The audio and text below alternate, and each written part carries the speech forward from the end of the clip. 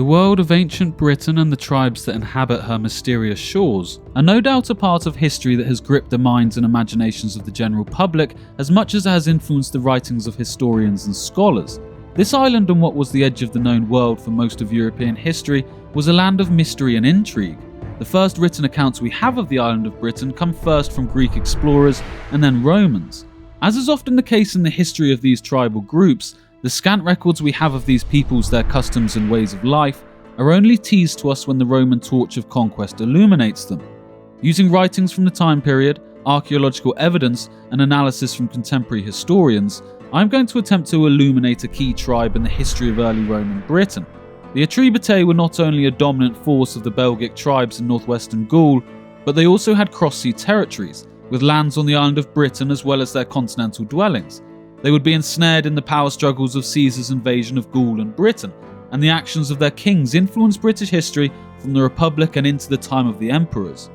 To start with, I would first like to mention the obvious. I am not a historian but merely a fan of history, attempting to try and bring to life some of the eras and peoples I personally find most fascinating, and hope that in doing so some more of us become aware of the great shoulders of giants that our civilizations rest upon.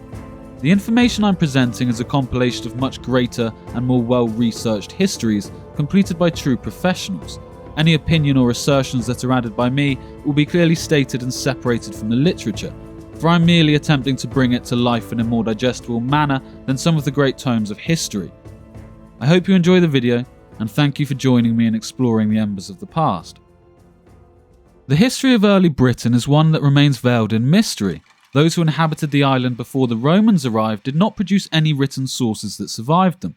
I would like to try and gain an understanding for myself of these ancient peoples, and in doing so create an easy narrative for others to follow. The true earliest sources we have for this region and the people that inhabited it are from the Romans, more specifically Julius Caesar and his conquest of Gaul, in what is known by a few names but I will refer to as the Commentaries on the Gallic War. Julius Caesar, through 8 books, recorded his actions during his 8-year Gallic campaign. The accuracy of these accounts are questionable, and some of it clearly clever propaganda from Caesar. Stories of defeating armies numbering almost 500,000 strong are quite obviously tall tales, but lots of the information given has clear links to archaeological evidence and coins found in the corresponding lands. Caesar's writings seems to be best described, in my opinion, as an account of his tales and travels that are then pumped full of steroids and covered in a great deal of colourful themes and trends that would likely be produced by a Roman man who wished to make himself the most iconic leader since the time of the Old Republic. During this 8-year campaign, Caesar would conquer all of Gaul, the region being separated into 3 distinct regions: Gallia Celtica in the centre, Belgica to the northwest, and Aquitania to the southwest, or as Caesar states, Gallia è omne divisa in parte tres, or Gaul is a whole divided into 3 parts. The Atrebates or Atrebates were part of the Belgic subgroup, the namesake of modern Belgium. Caesar describes these peoples as being the furthest of the tribes from Roman enlightenment, and therefore the most savage and the most brave. He believed they had crossed the Rhine River from Germania centuries earlier, although their Celtic language suggests the group had been divided for much longer.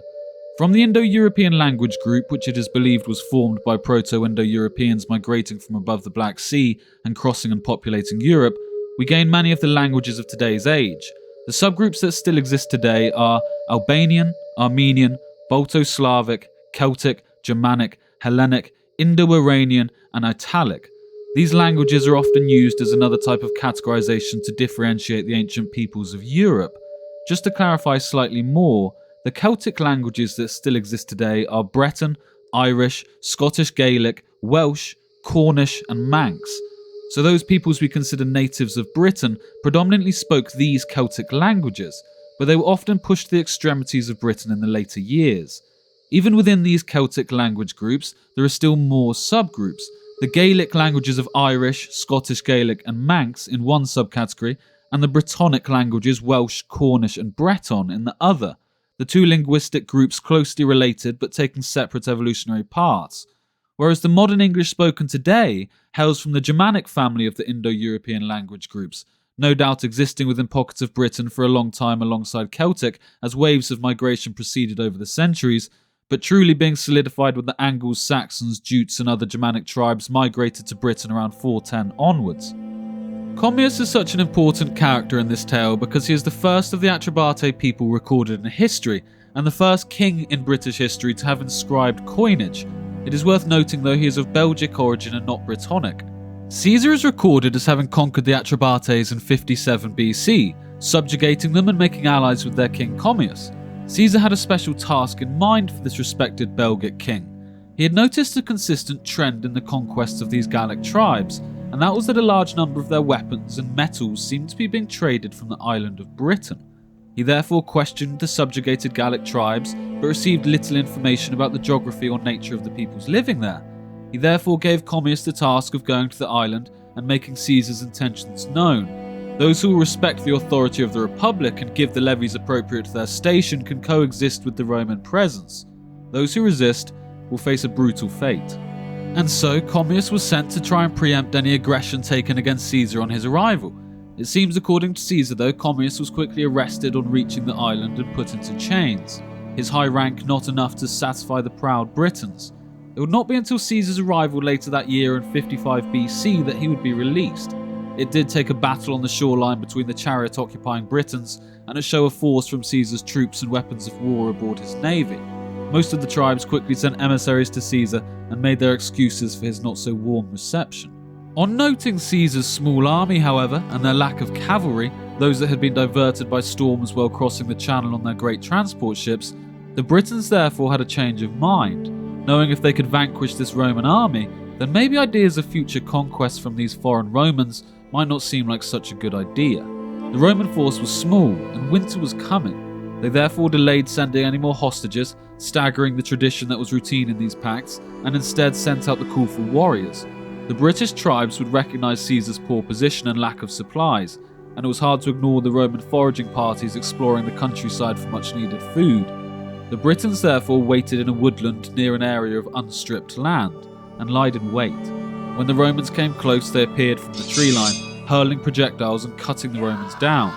Caesar would amass his troops outside the hastily assembled fort, and taking advantage of Commius' miraculous Belgic cavalrymen, routed the Britons. They once more came to seek terms, Caesar this time doubling the number of hostages required and travelling hastily back to the continent with his small force. Spending the winter in Britain would not have been a wise choice. Based on the size of the Roman force and lack of supplies, it is most likely this was an exploratory expedition by Caesar, not an attempted invasion. That would come the next year. Caesar would invade Britain in July of 54 BC. This time he would take a force of 5 legions, including 2,000 cavalrymen. The force of 27,000 men would be taken across the channel in an estimated 800 ships. The British, united under Cassivellaunus, tried to resist, but the Romans eventually subjugated those people north of the Thames. Caesar does not mention the tribe Cassivellaunus belonged to, and although there is speculation, no total proof remains. Caesar would subjugate these tribes, exact tribute, and now with his grand boasts of being the first Roman leader to cross either the Rhine or the English Channel, was one step closer to immortalising himself. According to Caesar, it was Commius the Gaul who negotiated the peace with Cassivellaunus. He had now increased the prestige of both himself and his people significantly. Back in the continent, Caesar had given the Atrebatean people tax-exempt status and given them the country of Morini, that being the land occupied by another Belgic tribe who controlled the sea routes to Britain. Morini translating from Gaulish to those of the sea. To be perfectly frank though, the understanding and grouping historians apply to these tribes is loose. Many of these Belgic tribes would be within confederacies that were ruled by the strongest within their ranks during both peace and especially times of war. Truly identifying separations in tribes, relationships, conquests and other such tasks is a difficult matter. Many of the Belgic tribes who shared language and cultural similarities would no doubt be involved in alliances with each other already. Commius' power was on the rise though, and so was that of his people. He would soon throw a curveball into the fray though. After staying with Caesar during the Belgic revolts of 54 BC and helping subdue the neighbouring tribes, Commius would eventually make the decision to turn on his Roman allies. While Caesar was away from campaign, it is recorded that Titus Labienus, one of Caesar's most favoured lieutenants, would suspect Commius of undermining Roman authority and being involved in a coup with other Gallic tribes. This is a quote from the 8th book of Caesar's Commentaries on the Gallic War, written after his death by Aulus Hirtius, the only book not to be written by Caesar himself. Quote, "The night following, the ambassadors bring back his answers to their countrymen and prepare the hostages. Ambassadors flock in from the other states which were waiting for the issue of the war with the Bellovaci. They give hostages and receive his orders, all except Commius, whose fears restrained him from entrusting his safety to any person's honour. For the year before, while Caesar was holding the assizes in Hither Gaul, Titus Labienus, having discovered that Commius was tampering with the state and raising a conspiracy against Caesar, thought he might punish his infidelity with perfidy, but judging that he would not come to his camp at his invitation, and unwilling to put him on his guard by the attempt, he sent Caius Valentius Quadratus with orders to have him put to death under the pretense of conference. To effect his purpose, he sent with him some chosen centurions. When they came to the conference, and Volocensus, as had been agreed, had taken hold of Commius by the hand, and one of the centurions, as if surprised at so uncommon an incident, attempted to kill him, he was prevented by the friends of Commius, but wounded him severely in the head by the first blow. Swords were drawn on both sides, not so much with the design to fight as to effect an escape. Our men, believing that Commius had received a mortal stroke, and the Gauls, from the treachery which they had seen, dreading that a deeper design lay concealed. Upon this transaction, it was said that Commius made a resolution never to come within sight of any Roman." End quote. It is not known exactly what led to Commius turning on Caesar, or what led to this encounter which it seemed so necessary to try and have him assassinated. Caesar does state this, quote, "Caesar had, as we had previously narrated," Caesar is speaking in third person here, "had availed himself of the faithful and valuable services of this Commius in Britain in former years, in consideration of which merits he had exempted from taxes his state, and had conferred on Commius himself the country of the Morini. Yet such was the unanimity of the Gauls in asserting their freedom and recovering their ancient renown in war, that they were influenced neither by favours nor by the recollection of private friendship, and all earnestly directed their energies and resources to that war, and collected 8,000 cavalry and 240,000 infantry. These were reviewed in the country of the Odoai, and a calculation was made of their numbers. Commanders were appointed, the supreme commanders entrusted to Commius the Attribution and 4 other kings." After supporting Vercingetorix in his final Gallic stand against Roman conquest, the combined Gallic force would submit themselves at the Battle of Alesia in 52 BC after a protracted siege. Commius would continue to harry the Romans and was taken in by his Germanic allies, but in 51 BC he returned to his homeland to wage war. Mark Antony, who was legate in the region, ordered Commius hunted down, and after a small cavalry battle, it is thought he negotiated a peace with Rome, on the basis that he never had to lay his eyes on a Roman again. But details surrounding this encounter truly are murky. In a famous account from Frontinus' Strategemata, a book compiling historic accounts of both Roman and Greek military stratagems and tales associated with them, he states that, quote, "Commius the Atrebatian, when defeated by the deified Julius, fled from Gaul to Britain, and happened to reach the Channel at a time when the wind was fair but the tide was out. Although the vessels were stranded on the flats, he nevertheless ordered the sails to be spread. Caesar, who was following them from a distance, seeing the sails swelling with the full breeze, and imagining Commius to be escaping from his hands and to be proceeding on a prosperous voyage, abandoned the pursuit." End quote. The veracity of such a claim is dubious, but nonetheless the result was Commius was in Britain, maybe set to escape the Romans, or as some historians hypothesize, potentially sent as part of his peace with Rome, to ensure Rome had at least some familiar allies in the region. Commius would give hostages to Caesar, most likely based on records and tradition, one of his sons included. The following events are not totally clear, but within a short amount of time after Commius' arrival in Britain, gold starters were being minted in his name, and start appearing in Berkshire, Sussex and parts of Hampshire, the earliest coins of their type ever found in Britain. So what is the likelihood of a Belgic ruler travelling to England and quickly making himself king of a foreign people? In my opinion, rather low. The much more obvious assumption being that many Belgic tribes had already arrived in southern Britain, and that we do know, and that Commius seems to have been one of the more significant leaders in this corner of the Belgic tribes. Since Caesar's desolation of Vercingetorix, many of the tribes whose pride would not allow them to submit themselves to Caesar would instead cross the Channel to Britain, to escape the growing shadow of Rome. It seems whether Commius had already established a stronghold on his earlier visits, or whether he had joined a tribal alliance that had recognised him as being great enough to rule them all, he was king once more. This is where some of my conjecture comes in when reading these sources and seeing the maps drawn up to approximate what tribes inhabited what regions. As you see in many of these maps, the Atrebates have a smaller estimation of lands than many of their neighbours. Whether this is because discovering true geographical realities is tough, and you can only really rely on archaeological evidence. For example, Claudius Ptolemy, the Alexandrian man of many talents, who many rely on for his geographical works, would not produce his legendary writings describing the tribes of Britain until 150 AD, and Strabo's Geographica offers little insight other than vague traits. But this kingdom and ally of Rome would be the first to produce these inscribed gold coins, and was clearly at the forefront of power. If you look at this image from the Cambrian Chronicles describing the Celtic tribes of Britain, he shows those coins linked to the Atrebates. As you can see, their use is widespread, and dominates the region they inhabit almost entirely compared to other inscribed coinage. They do not seem to me to be a smaller power squeezed beside other tribal groups, more likely in my opinion ruling over a Belgic alliance in southern England. It is also worth noting that some of these earlier coins do bear the words Commmius, indicating that this may in fact now be a son of the original ruler that Caesar speaks of so often. The records of when, if or how this transfer of power came about are non-existent. The Atrebates seem to be originally located in Silchester, but based on coinage from the time of Commius to the next Atrebatian king, Commius in 35 BC, then Aulus in 10 BC, and Verica in 10 AD, fewer coins appear in the northern region. Instead, they are on the south coast around Chichester. Now, looking at the maps, it seems strange that a king would move and start minting new coins in rivals' territory. More likely that these southern groups had been under the rule of the Atrebates king for some time. For example, in the categorization of coins, the Regni and Atrebates are one and the same, the coins of Commius and his line associated with both tribes.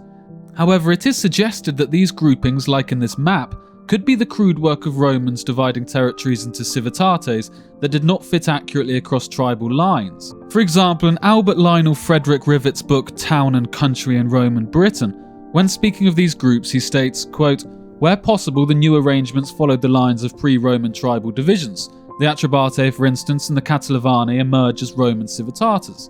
But because of the backwardness of Britain, it sometimes happened that no suitable local unit existed, and artificial groupings seem to have been made for administrative convenience. Such are the Belgi, which was originally the name of a people, not of a tribe." End quote.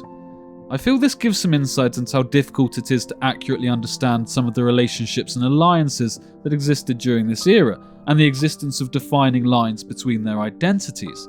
The Romans struggled to organise these borders at the time, let alone us analysing them now. Tribal alliances were rarely simple matters. In the book titled Coins of England and the United Kingdom, produced by Spink & Son Limited, noted that within Commius' reign, the early coinage had Celtic design elements hammered into the coin, but as time passed, his later coins held similarities to Roman designs. This is likely because he was a client king of Rome, but also shows the ties between some of the Belgic tribes and their Roman allies.